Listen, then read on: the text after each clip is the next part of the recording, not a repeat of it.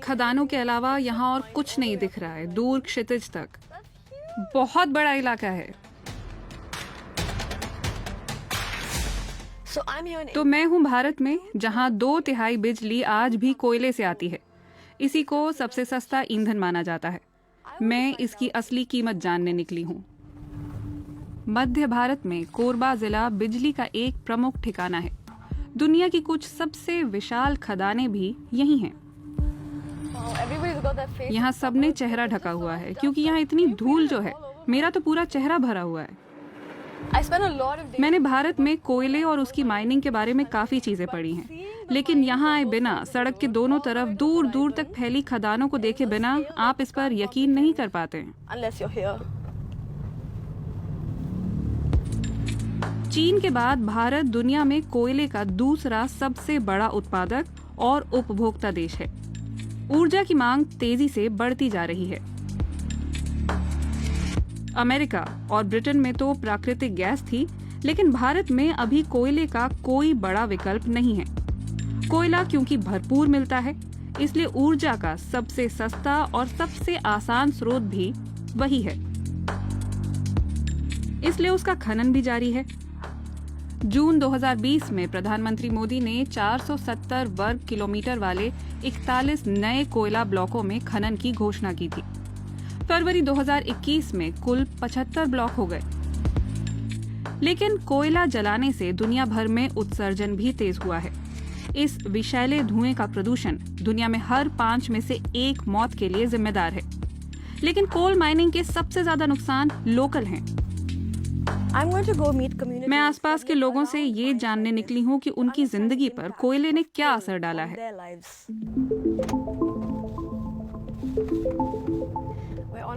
हम दूर बसे हुए एक गांव की ओर जा रहे हैं जो नक्शे में भी नहीं है, और यहाँ तो खैर सड़क तक नहीं है। ये उन हजारों गांवों में से एक है जो भारत की खनन पट्टियों में पड़ते हैं। इलाके के 2/3 लोग आदिवासी या मूल निवासी हैं। किंडाई गांव तो एक तरह से एक खदान के ऊपर ही खड़ा है। नीचे जमीन खोखली हो चुकी है। यहाँ रहने वाले 31 परिवार कोयला खदान से बहुत ज्यादा करीबी के नतीजे भुगत रहे हैं। जंगल में ही पैदा हुई मालमती पांडो जनजाति की हैं। वो मुझे दिखा रही हैं कि ताजा पानी के उनके स्रोत का क्या हाल हो चुका है।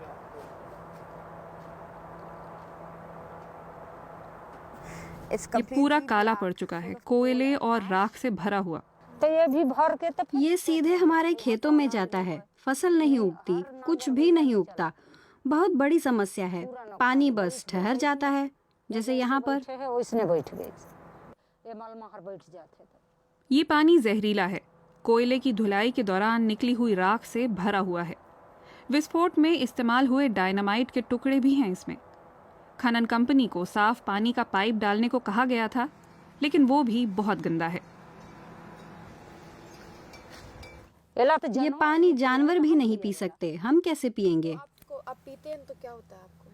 मूड पूरा बदन दुखने लगता है, सर दर्द होता है, बुखार आ जाता है। बुखार आ जाते पानी में। इसी दौरान गांव के दूसरे हिस्से में कुछ गहमा गहमी सी दिखने लगी।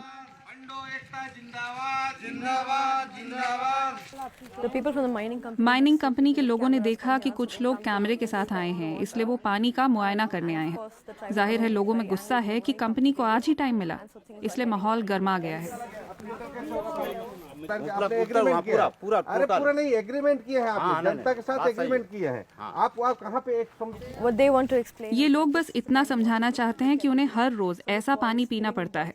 ये लड़का इन्हें सौंपने के लिए ही बोतल में पानी भर रहा है, जिसे ये ले जाकर अपने बॉसेस को दिखा दें कि कैसा पानी यहाँ आता है, और लोग इसे पीने को मजबूर हैं।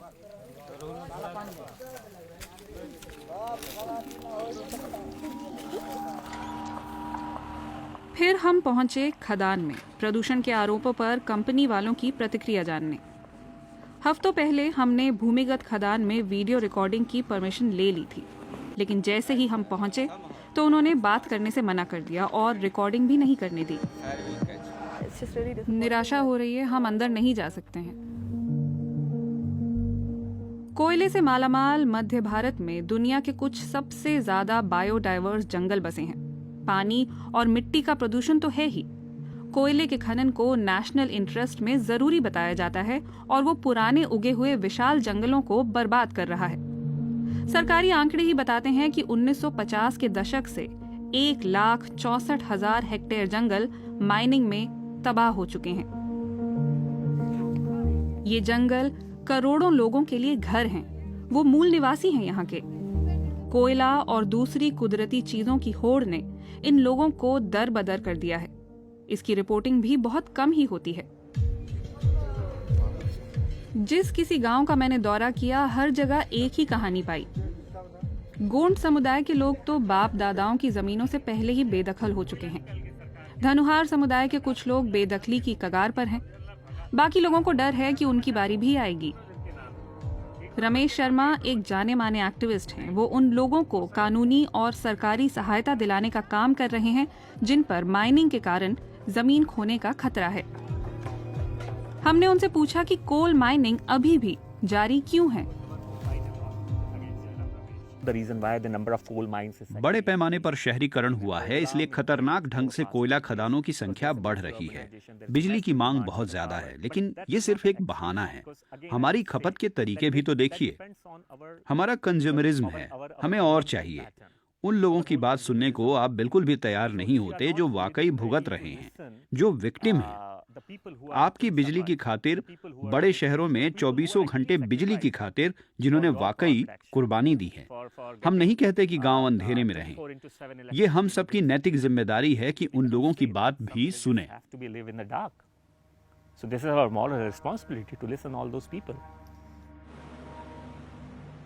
कोरबा के लोगों की शिकायतों को लेकर हमने कोयला मंत्रालय से संपर्क किया, लेकिन इस रिपोर्ट के प्रसारण से पहले के हफ्तों में हमें इंटरव्यू की डेट नहीं मिली।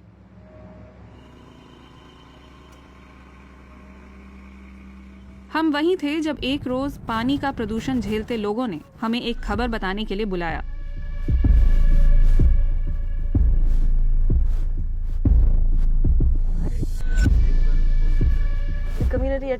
केंडाई के लोगों ने हमें आज रात खाने पर बुलाया है।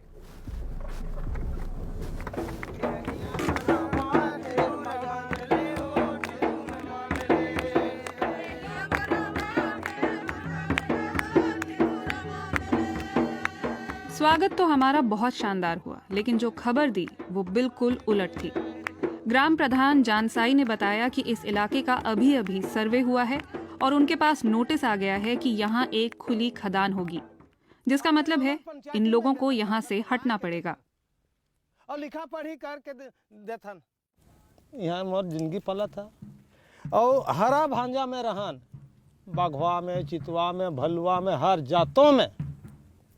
जातों में कहे माँ हमार जीवन खुशल मंगल रही। यहाँ रहने वाले 31 परिवारों में से 7 के पास जमीन के कागज नहीं है। पुनर्वास उन्हीं का होगा जिनके पास कागज हैं। दुनिया भर में खनन के काम से लोग बेदखल हुए हैं, जर्मनी से लेकर जिम्बाब्वे तक, लेकिन उन्हें फिर से बसाने का इतिहास भारत में बहुत खराब है। 1951 से 25 लाख से ऊपर लोग खदानों के चलते विस्थापित हुए हैं और पुनर्वास हुआ है सिर्फ 1/4 का।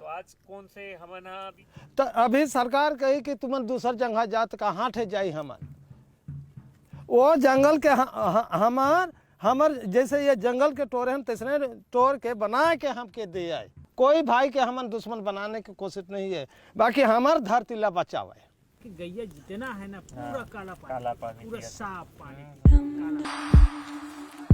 सुबह सुबह लोग मुझे जंगल में ये दिखाने ले गए कि आखिर क्यों वो यहाँ से न जाने पर अड़े हैं। पांडो आदिवासी तीर, धनुष जैसे औजारों की मदद से फल इकट्ठा करते हैं। पोषण का मुख्य जरिया ये कंदमूल हैं। जंगल से अपनी गुजर बसर चलाने वाले ये लोग अपने दम पर टिके रहना चाहते हैं। थैंक यू भैया। कोयला पट्टी से गुजरते हुए हमें यहाँ से वहाँ बेकार हो चुकी खदानें दिखी। जहाँ कभी जमकर कोयला निकाला जाता था, वहाँ अब जमीन पर धब्बे ही धब्बे दिखते हैं। ये इलाका बंजर पड़ चुका है।